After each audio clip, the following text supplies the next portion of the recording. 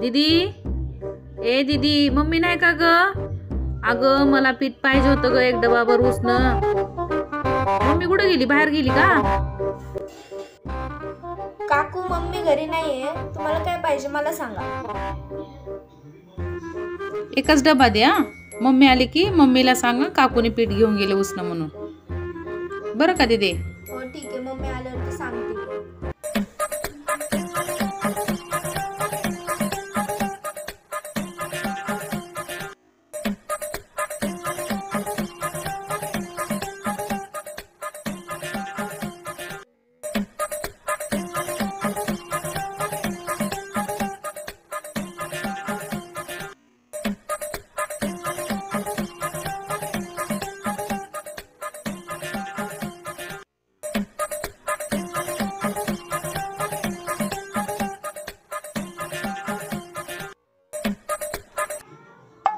हे घ्या काकू.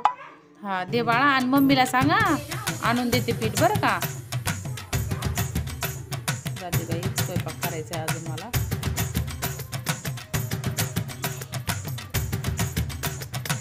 काकू काल पीठ नेलेलं मम्मीने मागितलं. काय ग?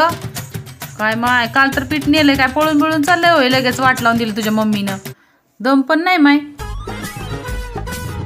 होय, संपले होय लगेच पीठ तुमचं पण. बरोबर. अगं आणलंय मी पण दळून, आताच दळून आणलंय. दळून येऊनच कपडे घड्या करत बसली. अगं हे बघ, तिथंच आहे डबा, मी मध्ये पण नाही नेलेला. घे माहिती त्या डब्यातलं. काय बाई, त्यामुळे तर मी शेजाऱ्याकडून काहीच आणत नाही ग माहिती.